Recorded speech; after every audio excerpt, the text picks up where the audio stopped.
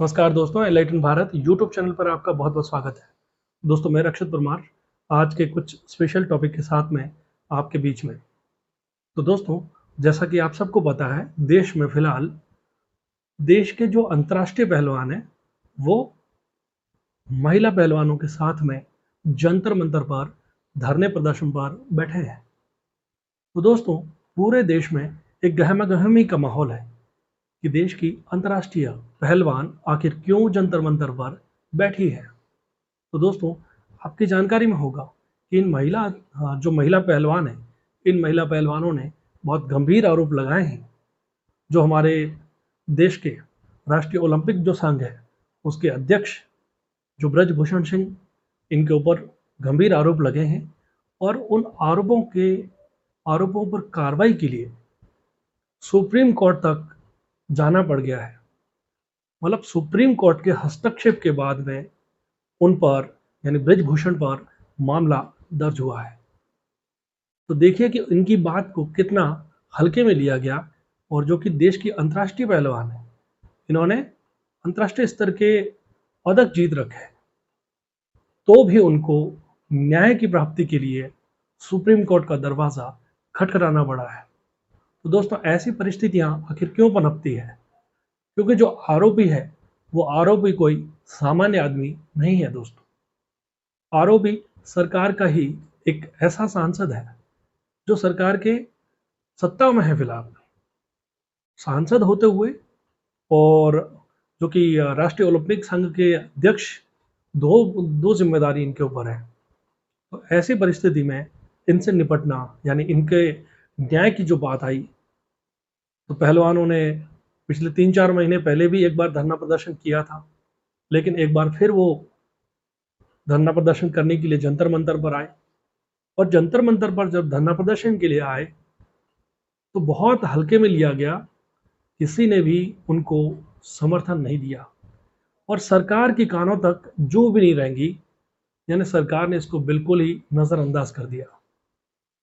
लेकिन दोस्तों, इस घटना में सबसे बड़ा मोड़ आता है तब जब जम्मू कश्मीर के पूर्व राज्यपाल सत्यपाल मलिक घटनास्थल पर यानी जंतर मंतर पर उन पहलवानों के बीच में जाकर स्टेटमेंट देते हैं कि इन महिला पहलवानों के साथ में मैं खड़ा हूं और जब भी ज़रूरत पड़ेगी तो आधी रात को बुला दो, मैं आ जाऊंगा। ऐसे बोल है जम्मू कश्मीर के पूर्व गवर्नर सत्यपाल मलिक के। और सत्यपाल मलिक के बारे में आप जानते ही होंगे कि देश में इस समय सत्यपाल मलिक ने एक ऐसे सिलसिलेवार खुलासे किए हैं जिसको लेकर भारतीय जनता पार्टी और विशेषकर जो प्रधानमंत्री नरेंद्र मोदी को लेकर जो आरोप लगाए हैं, इनको लेकर अभी भी बीजेपी के अंदर एक भारी चुप्पी साधे हुए है। हालांकि गृह मंत्री अमित शाह ने पलटवार करते हुए एक साक्षात्कार में ये कहा था कि भाई, सत्यपाल मलिक अब जाकर ये टिप्पणी करते हैं, तो जब सिस्टम में थे तब क्यों नहीं बोले थे।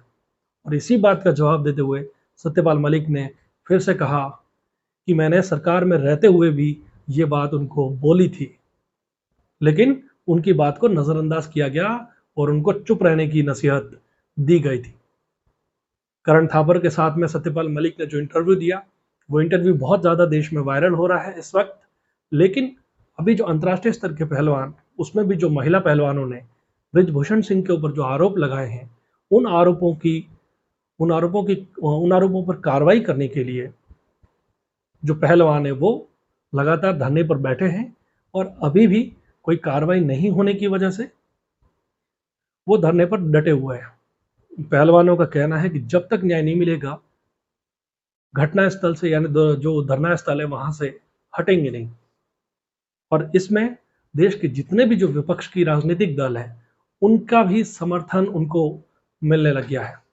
एक तरफ भारत के पूर्व क्रिकेटर वीरेंद्र सहवाग लगातार इसमें समर्थन कर रहे हैं पहलवानों को। एक तरफ आप देखेंगे सोनू सूद, जिन्होंने इसका समर्थन किया है पहलवानों का। देश की जानी मानी टेनिस स्टार सानिया मिर्जा ने पहलवानों के साथ खड़े होने की बात कही है। तो पूरे देश भर से इन पहलवानों के साथ में, खासकर महिला पहलवानों के साथ में, लोगों का भारी समर्थन उनको मिलता जा रहा है। क्योंकि विनेश फोगाट ने एक बहुत बड़ा खुलासा किया बीबीसी में जो इंटरव्यू दिया उसमें। विनेश फोगाट ने क्या कहा? विनेश फोगाट ने कहा कि मैंने यही बात, जो हमारे साथ में जो गलत हुआ उसकी जानकारी हमारे देश के प्रधानमंत्री जब माननीय नरेंद्र मोदी जी से मिले थे तब भी हमने ये बात बताई थी। लेकिन विनेश फोगाट ने साथ ही ये भी कहा कि मेरे घर पहुंचने से पहले पहले ही ब्रिजभूषण सिंह या उनके आदमियों का कॉल आ जाता है और वो ये बोलते हैं कि आपने प्रधानमंत्री जी को क्यों बता दिया। इसका मतलब कहीं न कहीं वो जो कॉन्फिडेंशियल जो बातें हुई थी विनेश फोगाट और प्रधानमंत्री के बीच में, वो बातें कहीं न कहीं लीक आउट हुई। या आप इसको और दृष्टि से भी देख सकते हैं कि हो सकता है प्रधानमंत्री नरेंद्र मोदी ने ब्रिजभूषण सिंह को इस बारे में डाँट लगाई होगी या जो भी हुआ होगा, पर वो बात लीक आउट हो गई और जो कार्रवाई होनी चाहिए थी, वो कार्रवाई अभी तक नहीं हुई है।